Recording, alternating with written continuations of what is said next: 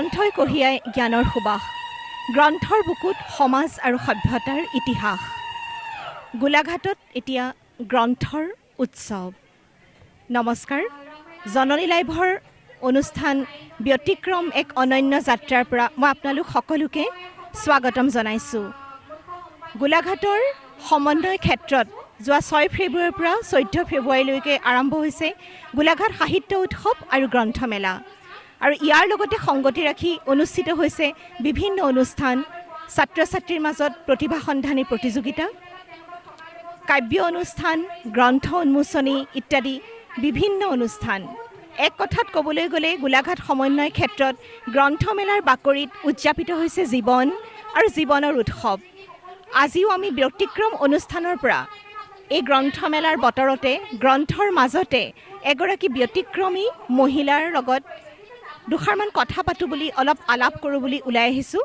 আহক আমি এই গ্ৰন্থমেলাত অসমৰ এটা অগ্ৰণী প্ৰকাশন গোষ্ঠী সঞ্জীৱন প্ৰকাশনৰ প্ৰকাশিকা প্ৰীতিমা কৌশিক বৰুৱাৰ লগত আলাপ কৰিবৰ কাৰণে আগবাঢ়িছোঁ। আহক আমি তেখেতৰ লগত দুষাৰ আলাপ কৰোঁ। সঞ্জীৱন প্ৰকাশনৰ প্ৰীতিমা কৌশিক বৰুৱাৰ ওচৰত আমি উপস্থিত হৈছোঁ। গ্ৰন্থমেলাৰ এই বিপণীত আহি তেখেতৰ লগত কিছু আলাপ কৰিবলৈ আমি আগবাঢ়িছোঁ। নমস্কাৰ, জননী লাইভৰ ব্যতিক্ৰমী অনুষ্ঠান ব্যতিক্ৰম এক অনন্য যাত্ৰালৈ আপোনাক স্বাগতম জনাইছোঁ। আপুনি অসমৰ এটা অগ্ৰণী প্ৰকাশন গোষ্ঠী সঞ্জীৱন প্ৰকাশনৰ স্বত্বাধিকাৰ। এই সম্পৰ্কে আপোনাক গ্ৰন্থৰ সম্পৰ্কে দুষাৰমান কথা সুধিবৰ কাৰণে আমি আজি ইয়াত উপস্থিত হৈছোঁ। আপোনাক প্ৰথমে সুধিছোঁ, গ্ৰন্থৰ আপুনি এগৰাকী ভাল লেখিকা, সুলেখিকা, আপুনি আৰু আপোনাৰ স্বামীয়ে অসমৰ সাহিত্য জগতত আপোনালোকৰ এটা সুকীয়া পৰিচয় আছে, কিন্তু এই প্ৰকাশন গোষ্ঠীৰ লগত আপুনি কেতিয়া আৰু কেনেকৈ জড়িত হ'ল, আপোনাৰ পৰা মই ইয়াৰ আৰম্ভণি সম্পৰ্কে দুষাৰ কথা সুধিব বিচাৰিছোঁ। আৰম্ভণি আমাৰ 2016ৰ পৰাই আৰম্ভ কৰিছোঁ। 2016 চনত তাৰমানে সেই সময়ত আমি ফেচবুকত বহুত লেখা পাওঁ। ফেচবুকত এখন কথা বতৰা গ্ৰুপত বহুত ল'ৰা লিখাই দেখোঁ। তাৰপিছতে এনেই পঢ়ি ভাল লাগে কাৰণে মই মোৰ স্বামীকে ক'লোঁ, আমি এই লেখাবোৰ কিতাপ হিচাপে প্ৰকাশ কৰিব পাৰোঁচোন।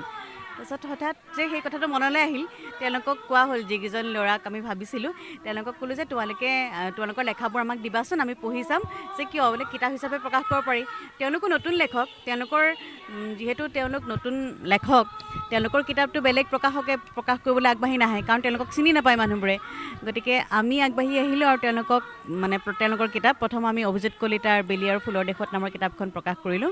আৰু সেই একে বছৰতে আমি অনুভৱৰ আলাপ নামৰ এখন কিতাপ, সেইখন 3জন লেখকে একেলগে লিখিছিলে, জ্যোতিৰূপম দত্ত, দিগন্ত কুমাৰ ভট্টাচাৰ্য, দেৱাংগ পল্লৱ শইকীয়া, আৰু এখন সৰু অনুগল্প উৎপল জোনাক হাজৰিকাৰ, সেইকেইখন উলিয়ালোঁ।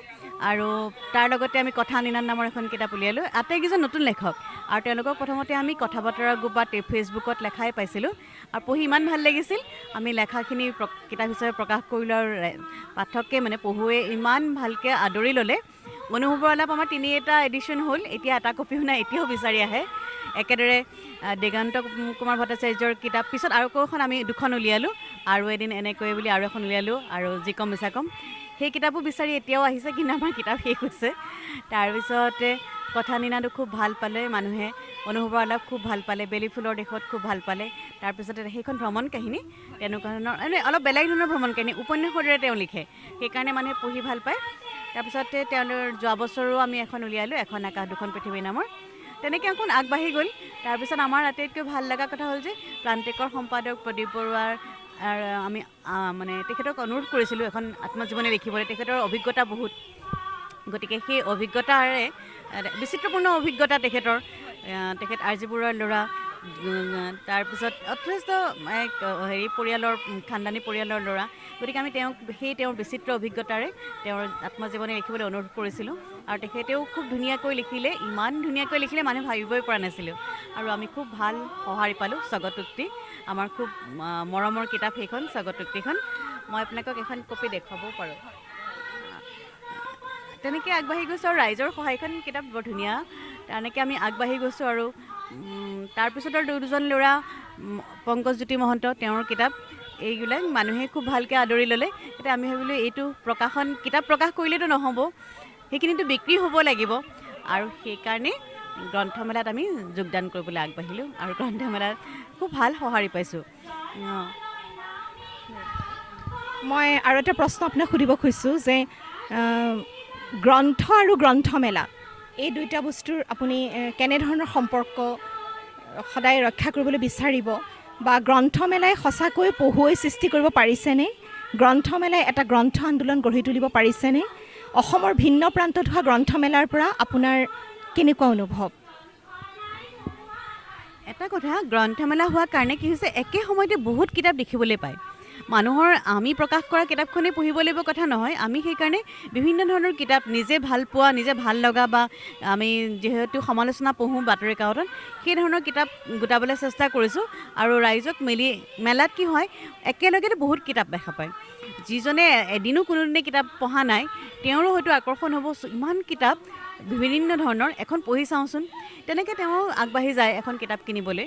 আৰু কিতাপৰ এটা মানে খুব ভাল ব্যৱস্থা বুলিয়েই ভাবোঁ মই। গ্ৰন্থমেলাই মানে পাঠক সৃষ্টি কৰিব পাৰে, লেখকো সৃষ্টি কৰে। লেখক সৃষ্টিটো যথেষ্ট হৈছে এইবাৰ, যিহেতু মানুহে গ্ৰন্থমেলালৈ আহি দেখিছে ইমান ভাল ভাল কিতাপ ওলায়, মই নিজেও প্ৰকাশ মানে কৰিব পাৰোঁচোন, লিখিব পাৰোঁচোন, তেনেকৈ তেওঁৰতো ক্ৰিয়েটিভিটি আছে বা মই লিখিছোঁ কিন্তু প্ৰকাশ কৰা নাই, তেওঁ সেইকাৰণে দেখি কিতাপ প্ৰকাশৰ বাবে আগবাঢ়ি আহে আৰু পঢ়ুৱৈৰো সৃষ্টি কৰাত গ্ৰন্থমেলাই যথেষ্ট সহায় কৰিছে বুলি মই ভাবোঁ। কাৰণ আমি যেতিয়া দেখুৱাই দিওঁ, বহুতে এনেও আহে, গ্ৰন্থমেলাতনো কি হয় চাবলৈ আহে। যেতিয়া আমি কিতাপৰ বিষয়ে কওঁ তেতিয়া তেওঁলোকে ভাবে এইখন কিতাপচোন পঢ়ি চাব পাৰি। কেতিয়াবা পিছত আহি কয় আপুনি দিয়া কিতাপখন পঢ়িছিলোঁ, ইমান ভাল লাগিলে, আৰু এখন তেনেকুৱা কিতাপ দিয়ক। সেইটোওতো ভাল কথা। তেওঁ আচলতে কোনো ধৰণৰ ধাৰণা নাছিল কিতাপ সম্পৰ্কে, কিন্তু গম পোৱা যায় বহুতে এনেই কিতাপবোৰ চাই থাকে, আচলতে তেওঁৰ ধাৰণা নথকাৰ কাৰণে চাই থাকে। তাৰপিছত কিন্তু যেতিয়া কৈ দিয়া যায় যে এইখন কিতাপৰ এনেকুৱা ধৰণৰ কথাবোৰ থাকে, পঢ়ি চাব পাৰে, তেতিয়া তেওঁলোকে কিতাপখন লয় আৰু খুব আনন্দৰে লোৱা দেখিও আমাৰ ভাল লাগে। আৰু যেতিয়া আমি নিজে লিখা বা আমি প্ৰকাশ কৰা কিতাপ ৰাইজৰ হাতত দেখোঁ, সেইটো খুব আনন্দ লাগে। তো গ্ৰন্থমেলা আৰু গ্ৰন্থমেলাৰ পৰিৱেশক লৈ তেখেত যথেষ্ট আশাবাদী আৰু তেখেতৰ খুব সকাৰাত্মক দৃষ্টিভংগীৰে তেখেতে কৈছে যে অসমত গ্ৰন্থ আন্দোলনৰ বাবে গ্ৰন্থমেলাৰ প্ৰয়োজন আছে আৰু গ্ৰন্থমেলাই পঢ়ুৱৈ সৃষ্টি কৰিছে, ন লেখকৰো সৃষ্টি কৰিছে। আপোনালোকে দেখিছে এগৰাকী লেখিকা এই ক্ষেত্ৰত বহুত আশাবাদী। মই দ্বিতীয় এটা প্ৰশ্নলৈ আহিছোঁ, আৰু এটা প্ৰশ্নলৈ আহিছোঁ যে আজি ভালেমান দিনৰ পৰা আমি দেখিছোঁ যে অসমত এটা বেলেগ ধাৰা আপোনালোকে সৃষ্টি কৰিছে শিশু আৰু কিশোৰৰ কাৰণে তথ্য সমৃদ্ধ লেখনিৰে। এইটো আটাইতকৈ ভাল লগা কথা, কাৰণ আমি ইতিহাসলৈ চালেও দেখা পাওঁ যে যিসকল লেখকে সামাজিক দায়বদ্ধতাৰে লেখনি লিখিছে তেওঁলোকৰ নাম সকলো সময়ৰ কাৰণে ৰৈ গৈছে আচলতে। কাৰণ যিকোনো ক্ষেত্ৰত সাহিত্য কেৱল মনোৰঞ্জনেইটো নহয়, সাহিত্যত এটা গভীৰ উদ্দেশ্য নিহিত হৈ থাকে, সমাজৰ সংস্কাৰৰ উদ্দেশ্য। আৰু ঠিক সেইধৰণে আপোনালোকে এটা দায়বদ্ধতা পালন কৰিছে। আপোনালোকৰ শিশুৰ কাৰণে কিশোৰৰ কাৰণে আপোনালোকৰ অনেক এনেকুৱা লেখনি আছে যে একদম তথ্য সমৃদ্ধ। মই ব্যক্তিগতভাৱেও দেখিছোঁ যে আমাৰ গ্ৰন্থমেলালৈ আহিলে বা বিভিন্ন প্ৰতিযোগিতাৰ কাৰণে পুৰস্কাৰৰ কিতাপ কিনিবলৈ হওক, তেতিয়াহ'লে প্ৰথম পচন্দ কিন্তু শান্তনু কৌশিক বৰুৱা আৰু প্ৰীতিমা কৌশিক বৰুৱাৰ গ্ৰন্থখনতে আমি মানে হাত দিওঁ। সেইটো একদম সঁচা কথা। গতিকে এই তথ্য সমৃদ্ধ লেখনিৰে অসমৰ কিশোৰ পাঠকসকলক উদ্বুদ্ধ কৰাৰ কাৰণে আপোনালোক আচলতে ধন্যবাদৰ পাত্ৰ। মই জানিব বিচাৰিম শিশু আৰু কিশোৰসকলৰ কাৰণে আপোনালোকৰ ভৱিষ্যতে আৰু কিবা নতুন পৰিকল্পনা আছে নেকি? আছে, যথেষ্টখিনি পৰিকল্পনা আছে আমাৰ। আমি চেষ্টা কৰি আছোঁ শিশুৰ বাবে আমি কাম কৰিবৰ বাবে, আৰু আমি নিজেও প্ৰকাশ কৰিছোঁ তেনেধৰণৰ কিতাপ যাতে ল'ৰা ছোৱালী ভাল পায়, এইবিলাক তথ্যবোৰ লাভ কৰি ভাল পায় আৰু সেই ধৰণৰ তথ্যৰ দ্বাৰা তেওঁলোকে উপকৃতও হ'ব পাৰে। কেৱল ভাল পোৱাই নহয়, তেওঁলোকে যাতে উপকৃতও হয়, সেইকাৰণে আমি বিভিন্ন ধৰণৰ গ্ৰন্থ তেনেকুৱা প্ৰকাশ কৰিছে। এখন মামা মোক কোৱাচোন, এখন বেলেগ ধৰণৰ কিতাপ, কথোপকথনৰ ষ্টাইলত, মানে এজন মোমায়েকৰ লগত ভাগিনৰ সাধাৰণতে সম্বন্ধটো বেলেগ ধৰণৰ। মামাকে ভাগিনৰ লগত যেনে কথা পাতিছে হয়, সেই তেনেকেই তাহাঁতৰ যিবিলাক মনৰ মাজত থকা প্ৰশ্নবোৰ, যিবোৰ প্ৰশ্নৰ উত্তৰ তেওঁলোকে বেলেগৰ পৰা নাপায়, সেইবিলাক যেন মোমায়েকক সুধিছে, মোমায়েকে উত্তৰবোৰ দি গৈছে, তেনেকৈ ধৰণৰ কথাবিলাক আমি তেনেকৈ ধৰণে বহুতখিনি কিতাপ প্ৰকাশ কৰাৰ চেষ্টা কৰিছোঁ। আৰু কেইখনমান তেনেকুৱা ধৰণৰ কিতাপ ওলাব ছাত্ৰ ছাত্ৰীৰ বাবে, ল'ৰা ছোৱালীৰ বাবে। ছাত্ৰ ছাত্ৰীৰ বাবে আমি কৰিছোঁ, অভিজিত শৰ্মা বৰুৱাই আমাৰ ছাত্ৰ ছাত্ৰীৰ গাইড নামৰ এখন কৰিছে। মোৰ নিজৰো এখন আছে, সফলতাৰ সোপান নামৰ কিতাপ, যিখনৰ দ্বাৰা আমি ছাত্ৰ ছাত্ৰীৰ যাতে ব্যক্তিত্বও বিকাশ হয়, তাহাঁতে কিবা এটা আশা পায়, পথ পায়, তাৰ বাবে আমি চেষ্টা কৰিছোঁ। বহুত ল'ৰা ছোৱালীৰ মনবোৰ বেয়া হৈ যায় কিবা এটা নোপোৱাৰ বাবে, আৰু মাক দেউতাকেও সেইখিনি সুবিধা দিব নোৱাৰে কেতিয়াবা, আৰু বহু ক্ষেত্ৰত দিয়ে, কিন্তু বহু ক্ষেত্ৰত কেতিয়াবা দিব নোৱাৰে বা মাক দেউতাকৰ কথা কেতিয়াবা নুশুনে। কিন্তু এনেকৈ ধৰণে কিতাপৰ জৰিয়তে যদি তেওঁলোকে কিবা এটা শিকিব পাৰে, কিবা এটা জানিব পাৰে, তাৰ বাবে আমি এই গ্ৰন্থৰ প্ৰকাশৰ চেষ্টা কৰিছোঁ। লগতে আমি সাধু প্ৰকাশৰ চেষ্টা কৰিছোঁ, বিভিন্ন ধৰণৰ এনেকুৱা ধৰণৰ সাধু যিবোৰৰ দ্বাৰা তেওঁলোকে শব্দও শিকে নতুন নতুন, আৰু আমাৰ সংস্কৃতিও শিকে, আমাৰ জীৱ জন্তু গছ গছনিৰ কথা শিকে, বা সেইবোৰ ভাল পাবলৈ শিকে। সেই ধৰণৰ কথাও আমি ধৰণৰ সাধু সৃষ্টি কৰিব চেষ্টা কৰিছোঁ প্ৰকাশৰ বাবে।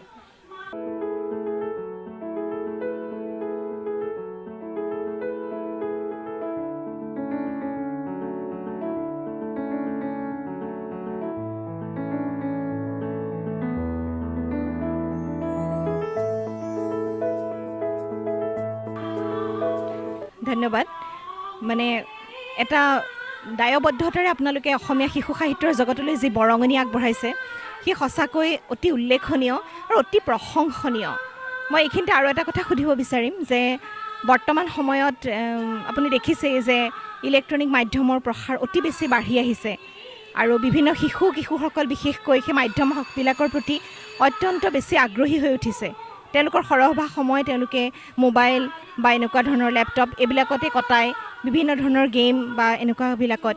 গতিকে আপুনি এই মাধ্যমটোৱে গ্ৰন্থ প্ৰকাশৰ মাধ্যমটোলৈ কি প্ৰত্যাহ্বান কঢ়িয়াই আনিছে, সেই প্ৰত্যাহ্বানৰ মুখামুখি আপুনি কিদৰে হ'বলৈ সাজু হৈছে, সেইটো কথা আপোনাৰ পৰা মই জানিব খুজিম।